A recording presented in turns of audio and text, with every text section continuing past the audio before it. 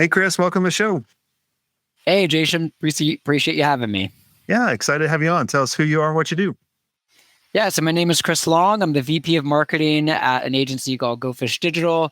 We're a full service digital marketing agency, SEO, paid media, content marketing. What I have done for the past 3-4 years is help head up the marketing of the agency and really help drive a lot of the new business, sales, and growth of the company for the past 3 to 4 years. What have you seen work for growing growth and building awareness for the agency in the past couple of years? Yeah, so that's a great question. So we took a very experimental approach, right? Where we were I was big running on testing, where it's like testing Google ads, testing like LinkedIn ads, testing like conferences, all these different things. The biggest thing that we think drives growth, and it's something that you almost just can't replicate, is thought leadership. It's like that is the general thing that is consistently brought us in the most amount of business, generally the better, bigger deals, and as well also like just have stronger close rates, right? So like we found the more we do thought leadership, the more we grow, the more our brand gets out there. It's hard to measure because oftentimes if you're doing a lot of thought leadership, you're like literally measuring it and like how many impressions did this LinkedIn or Twitter post get, or how many views did this blog get or shares. So it's like you really are reliant on these kind of like what people would assume are more like vanity metrics. But over time, we believe that that's one of the most contributing factors to growth, at least of our agency. It was a thought leadership first agency. That's what helped grow it in the early days. And like when I came on board, a big part of my role was kind of like expanding out, scaling out our thought leadership, and that tended to be very successful.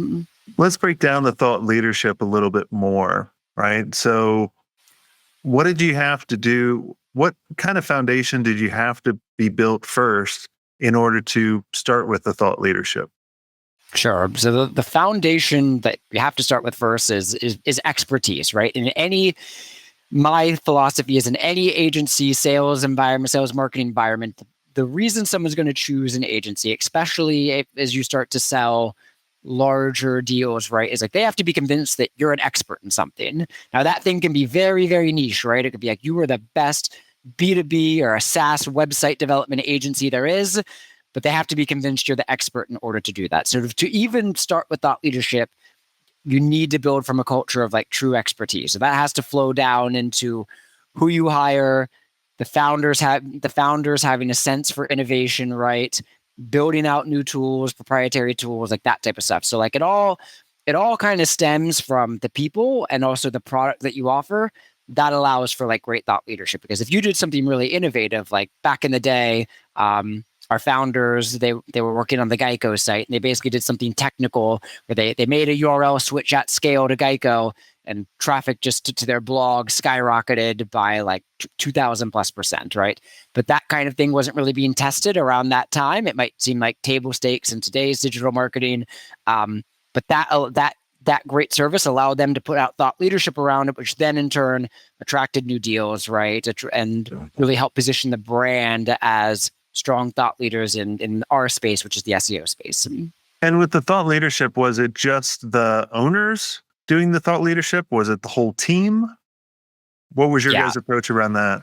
So to start, when the agency started, it was primarily the owners, but that kind of spread throughout the agency, right? And owner-led thought leadership can be great, and I think you're probably, a lot of agencies are going to really benefit that if they're, especially in the early days. Let's say you're 3 million in ARR or under, like you're probably mainly going to be coming from the owners, right? But I think as the agency grows and advances, you need to figure out like ways to really distribute that throughout the team, right? As you know, the agency gets bigger and the founders have less time to be spending in the day-to-day as much. It's like that thought leadership needs to be coming from the team, right? So like training the team on like, hey, what was something that was just really successful for a client? So like we should be writing about that, or creating video content around it. Or hey, didn't we see like, didn't we really improve traffic or improve conversions to this one page? We should be creating a case study around this to highlight back to the agency. Like, so really trying to build it into the team is going to be the best way that you can like scale out your thought leadership, right? So I think to start, it probably mostly comes from the founders, especially to establish that kind of culture for the rest of the agency. But at some point, it has to also come from the team too, because Yeah. at some point, your teams, your managers, your directors, they're going to be the ones who are owning a lot of that strategy even more in the day to day than you will be. So the thought leadership also has to come from them, right? And that's something that we were able to make pretty successful as well. Well, what have you seen at other agencies that flop with thought leadership? Yeah, I think probably the biggest flop, honestly, is just like no thought leadership at all, right? I think that's probably like one of the biggest mistakes is like, I think people, we hear this from team members all the time where it's like, I don't have anything valuable to add, right? Like everything in the industry that could have possibly been said has been said, right? So I don't have any new unique insights or perspectives. And while I think the best thought leadership is something that's, the industry hasn't been aware of. It's a new breakthrough. It's a new tool. It's a new discovery. What is obvious to you is not necessarily what's obvious to everyone else, right? Like as an agency, a lot of the people we're partnering with, we may do SEO, but they might be an expert in paid ads, and really beyond basic page improvements, they might not know even what the best practices are. So like, just because it's obvious to you doesn't mean it's necessarily not obvious to everyone else, right? And I think that was a big part of my own journey where it's like, I kind of grew up on the SEO team at Go Fish Digital, had learned a lot about SEO and like a lot of the best practices. And then I thought, hey, I don't think, I know a lot of the best practices, but I'm afraid to share it from a thought leadership perspective. But then I started posting on LinkedIn and Twitter, and then soon found out that even though it was obvious to me, it's like, hey, I know that adding a redirect slows the page down, but it was not obvious to everyone else, right? And like, I was able to just kind of take a lot of the best practices that I had learned through a 5-6 year career and start applying them and posting about them, and that ended up getting really great results in terms of our growth, our brand. Probably honestly couldn't even put a value on it. Did you guys come up with kind of standards or rules around the team posting thought leadership for the company? Or was it just like, guys, just post whatever. If you have a thought or an angle on this particular strategy, just post like. We built internal systems to encourage people to perform thought leadership, right? So a couple really basic systems were like everyone, when they came to the company, they were assigned to write 2 blog posts a year, right? And then that was tracked, right, via like our project management tools. Like we just built that into our process. Or what we would do would be we kind of like see and like kind of identify. It's like, hey, who are the people? Like some people will, they'll write a really quick blog. They'll kind of check it off as a to-do. Other people will write a 2,000, 3,000 word blog post, really in-depth detail, great, great innovative analysis. And we try to identify those people and then encourage more thought leadership too. So then what we would do would we build it into their career paths, right? So another kind of approach we took systematically was to track promotion at our agency in 2 different ways. I think a lot of agencies, it's like, hey, here's the way to progress. You're an analyst, then you become a manager and you start managing a team of people. And if you're lucky, you're a director, right? And maybe we'll have 1 or 2 of those, and then you get to manage the managers.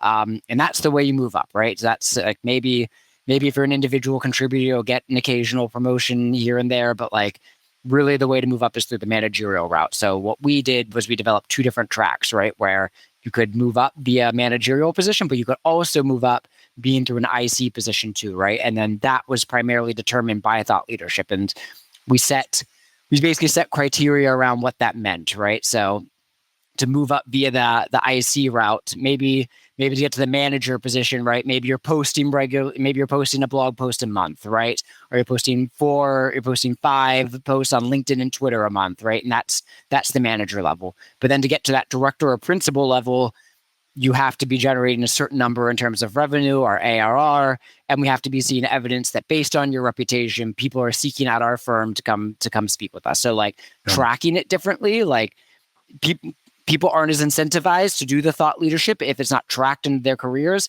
We felt tracking really helped, and we were able to see a few team members move up. That was actually one of the ways I was able to kind of track through my career was I did the managerial. They threw me into a manager role. I probably wasn't the best at it in full transparency. And then we had a conversation and it was like, hey, I actually think the IC thought leadership route is going to be better for you. And then, as a result, we were able to produce a lot of thought leadership around that area. So tracking into our systems, we were really intentional about. To answer the other part, I think we were actually less specific around like the content. Like the content, like it has to be around digital marketing, around our core value proposition. Like, we're less interested in people writing about like, hey, what are the 5 best ways to use Microsoft PowerPoint or something like that, right? That doesn't track back to our ICP who we're trying to target. Mm-hmm. But other than that, we are fairly loose with the criteria, right? So we don't distribute, we try to give people helpful topics to write about, but we don't necessarily say you have to write about like these 6 things, right? Yeah. We don't want to constrict people's thought leadership because it could be anything, right? And especially in today's like AI age where it's like things are changing at just a rapid scale. It's like, it's hard to predict it's hard to really, we don't want to give people too many constraints because we don't want to limit what they write about, what they talk about. Yeah. Was there a particular place that worked better for the content going, or a type of content that your team was producing?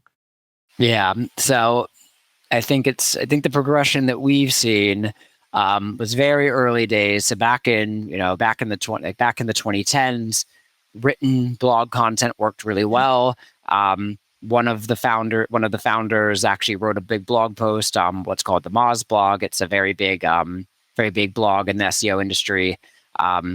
And writing that blog saw just a ton of engagement. Basically, we were able to spin up an entirely new vertical in the agency just through that blog. He wrote this big blog around the guide to online reputation management. The blog ended up doing really well, got passed around, shared, ended up ranking for online reputation management at one point. So there was an SEO play there. So blogging did really well.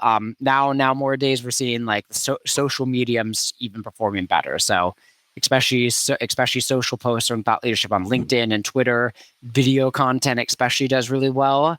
My personal opinion is you start to develop relationships you can develop better relationships through your audience through like visual content, because one of the hardest parts of like digital marketing agencies is like no one can really visualize like what it means to work with a digital marketing agency. It's a very hard thing to visualize like who the team is, what's their demeanor, how innovative are they actually. Like video takes some of that mystery away, right? And connects you better with your audience. So we're really big on video promotion creation, and then even integrating video into everything you do. So film a video, put it on LinkedIn and Twitter, where it's probably going to be the most successful, but also going back to your blog and then embedding the videos on your blog posts, right? And then treating your blog as a video first platform, and then the text as a nice, SEO or kind of additional content play. So that's what we see be successful right now. Webinars have also been pretty successful for us. It's another good means of longer in-depth kind of video content that's meant to share a lot of knowledge around maybe a certain topic, right? Yeah. When I started this business 11 or 12 years ago now, I can't remember, there was only a couple people in my space that were helping agencies, and they all had blogs, and I hated writing. And I also felt like in the writing part, people couldn't understand the personality. They couldn't see the emotions. They couldn't get to know you, right?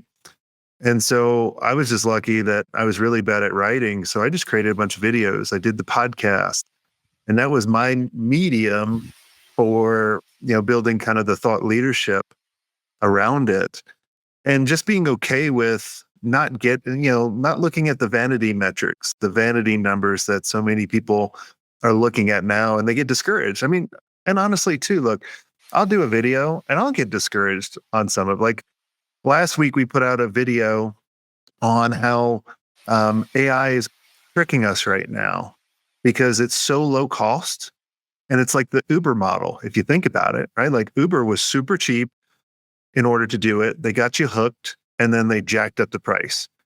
And so AI right now, you're paying $20 a month here, $20 a month here, $10 here for these tools that literally create you hundreds of thousands, if not millions of dollars. Do you think it's going to be that cheap? No. And I was like, this video is going to go huge.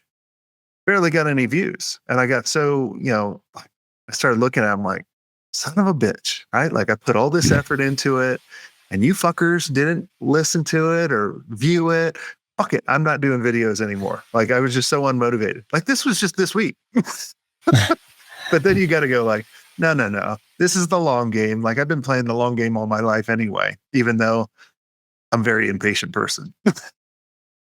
But I think that's key, right? Like I'm the same as you. Like I'm extremely impatient. Like I want to kind of go.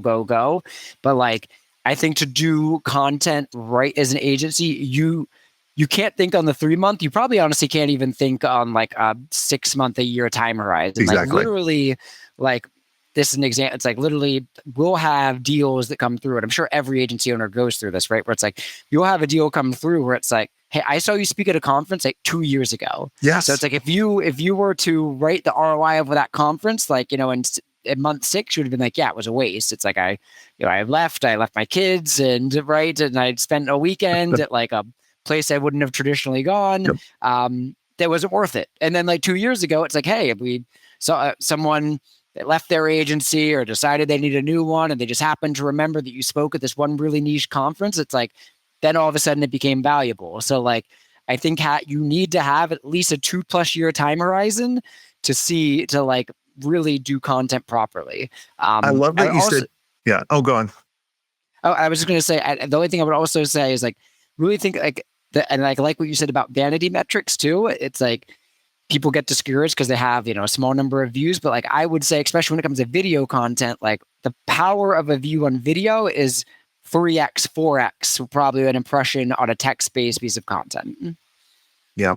I love that you said 2 years, because whenever anybody jumps into our mastermind, our community, or buys anything from us, usually I always ask them on the thank you page, why did you invest? And what are you excited about learning? The number one thing is they go, we've been listening to your podcast for years. And I'm like, man, like that's a huge moat if you think about it. And that, would I like it to listen to one show and be like, I got to jump into the mastermind? I would love that.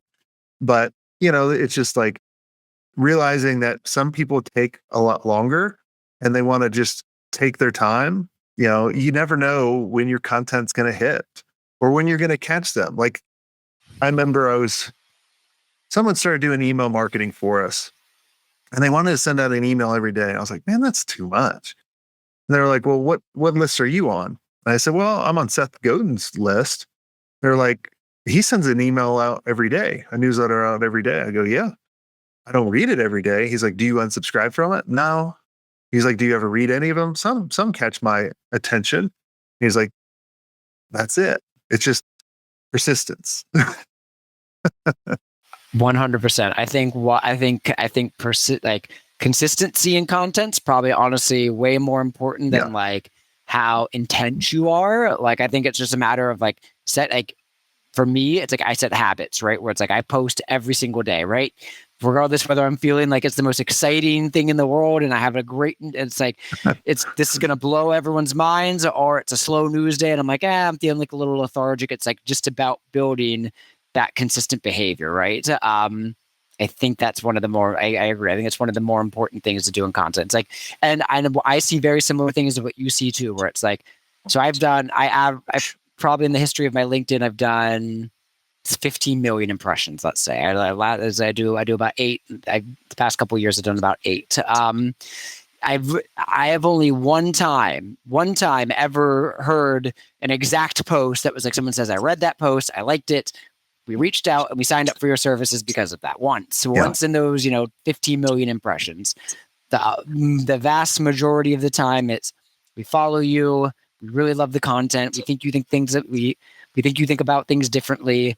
That's how the conversations generally start. Rarely is it ever, I saw this one thing that you did, and that's the reason I decided to sign up. Yeah. And the other thing too, like, is there a type of content that you feel that goes further? And I'll start it with this.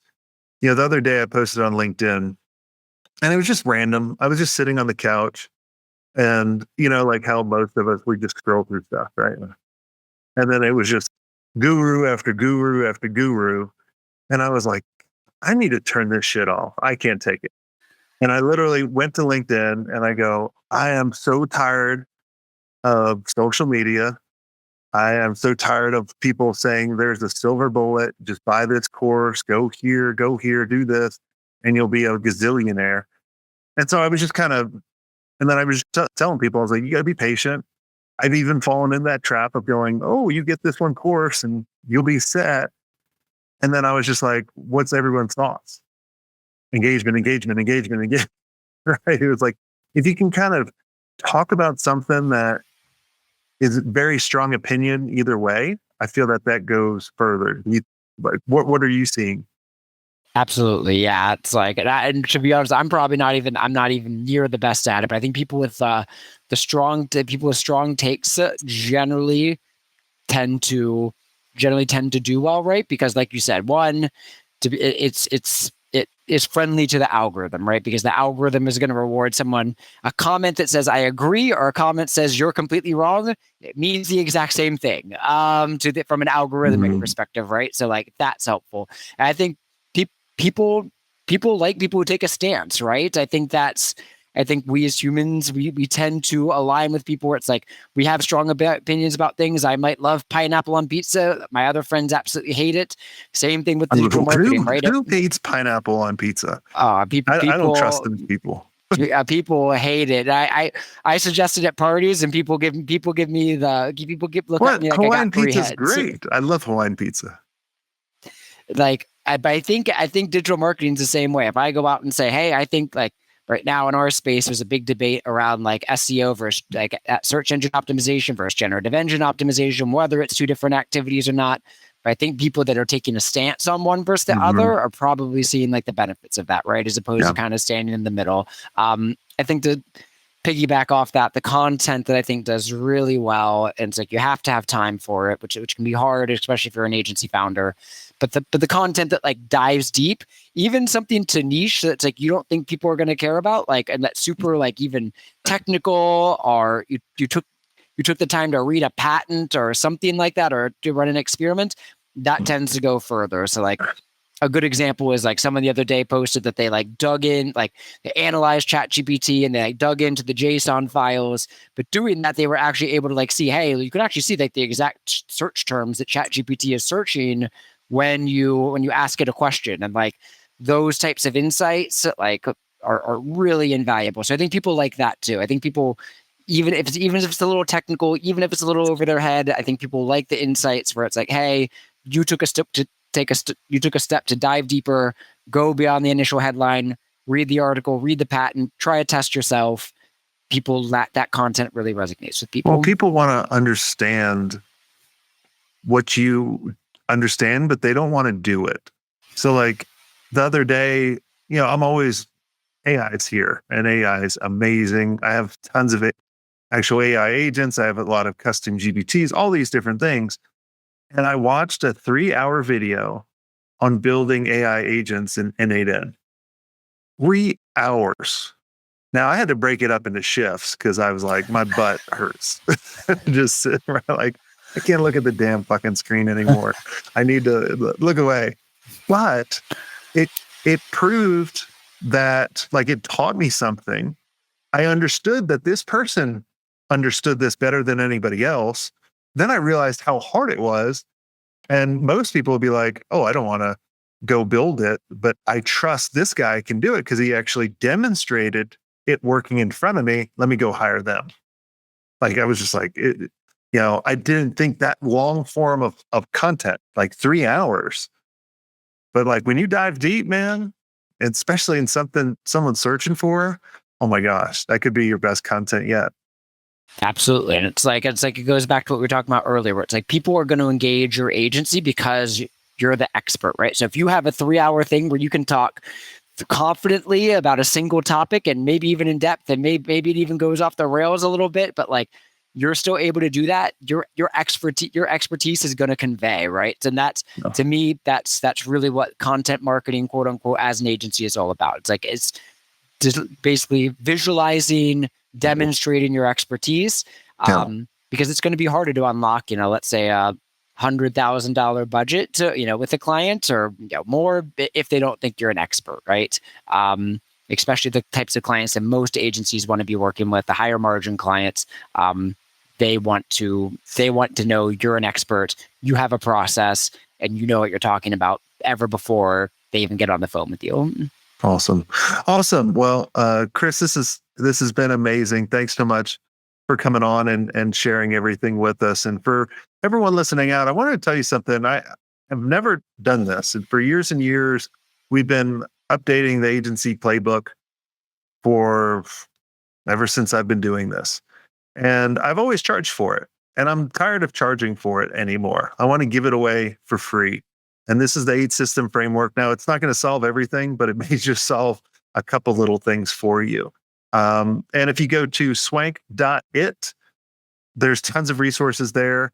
You can log in to the agency playbook and start going through all this different systems and documents that we used over time and training and all that, all for free. So go check that out now. And until next time, have a swank day. I hope you enjoyed this content. If you want more content like this, make sure you click on the link on the screen or check out your most popular podcast platform where the full episode is there. And until next time, have a swank day. What are you doing? Go check it out. Click on the link. I'll see you soon.